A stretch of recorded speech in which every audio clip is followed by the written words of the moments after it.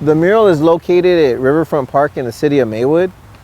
This park is up along against the LA River. The reason we're painting this mural about Sleepy Lagoon and Zoot Suit and all of that is it was a segregation era watering hole where Mexican brown kids would come and hang out and play in the water when they weren't allowed in public pools, they weren't allowed to go to most beaches, so they wanted to find a recreational space of their own, so they would go hang out at Sleepy Lagoon. And the mural kind of ties things that happened around the lagoon to the civil rights movement, the environmental justice movement, as well as Chicano culture, because it was a very impactful site. And this community, a lot of people don't realize how important their community was, how important East LA, Southeast LA, these areas were, and things that happened here to the greater culture. Not just Chicano culture or LA culture, but American culture. All started in this area, and it all started with Sleepy Lagoon, the Zoot Suit riots, the Pachuco era, and things that happened around here. Well, when I was young, I was into graffiti, and I used to see the videos when they would paint on the subways. Right now, New York's subway system is in the grips of a graffiti epidemic. And in the middle of all this sprawl, a few of the young graffiti writers have perfected what some experts call some pretty good art. And I thought that was really cool, and I assumed there was a subway in LA, but there wasn't.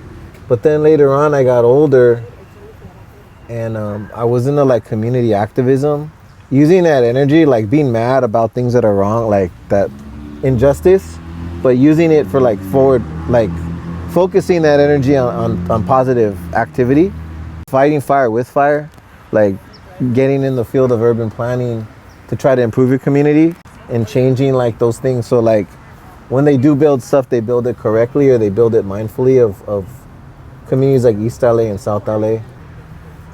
Like art and murals is a very cheap, effective way to make something look nice. Like it's very resource light, like a couple $1,000s worth of paint and you can make something look totally different. Whereas like redoing the landscaping or tearing things up costs a lot of money. So I saw it as a very easy way to like improve neglected spaces. There's a wall I have on Atlantic Boulevard near Garfield High School. Like I try to use my murals like to become a catalyst to enact space and make activity there when it was kind of neglected or bad shit went down there. You know, enacting, like you're leaving school and you're walking home and there's like human refuse on the floor and trash, and you know, and that can have a negative impact on people. Civic neglect precedes public neglect. So if you see everything around you all trashed and messed up, and you feel like the people who are supposed to care don't care, then you start doing the same thing. Well, like, why am I going to clean things up if the city don't clean it up, you know?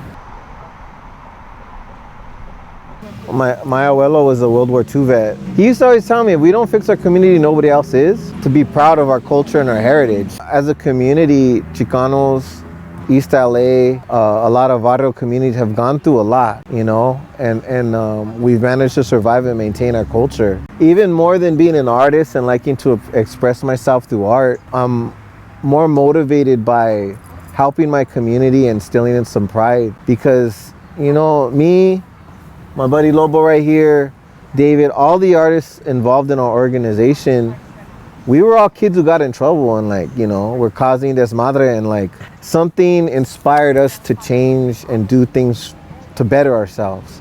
And we want to inspire that in kids. Like, hey man, you keep going down that road, you're gonna end up dead or in jail.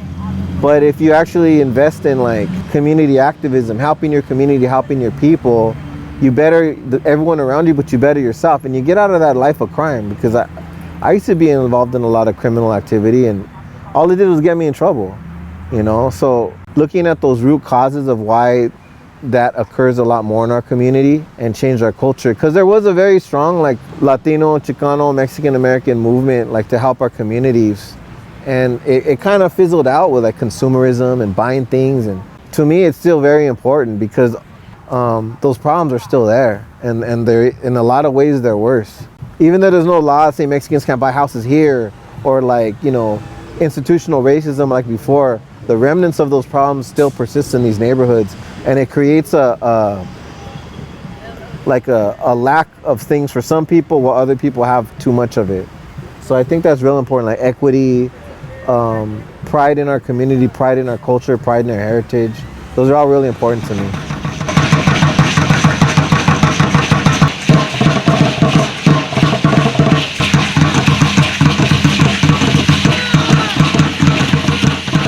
You know, we grew up in this area. We're East Siders. We're from East LA, the SGV, the Montebello area. And this wall is an illustration of our love for our community. Because the bottom line is we want to improve our communities. We want to make it better for our children.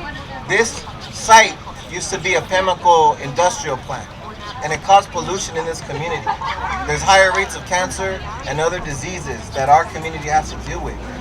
We're in this fight together to change that, to build parks, to build trees, to honor our relatives and our ancestors. And that's, I think, where the mural ends, with cultura.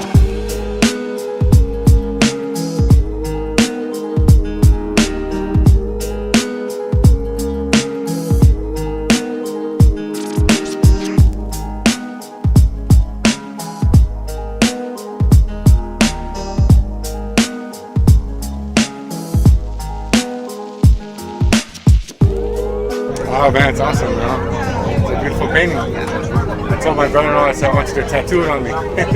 It's cool, man. Yeah. It's beautiful. It's a blessing. I appreciate it.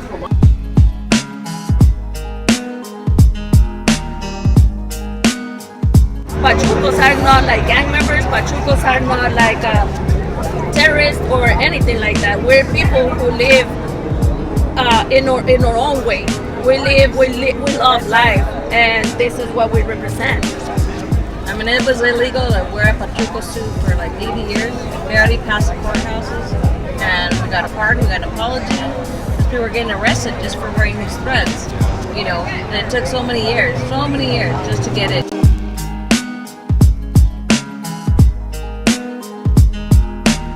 You know, for our children to grow up in the future and be like, wow, that's me when I was a kid, and you know, just plant the seed so they can continue spreading knowledge, spreading culture, keeping the culture alive, and when they're older they can do it for their kids as well, and continue the cycle to break on, you know, the toxic cycles within our families, use art as healing, and you know, figure out a way to break all those curses, those toxic curses within our families and our communities. So, you know, in a nutshell, that's what this is about, what I did.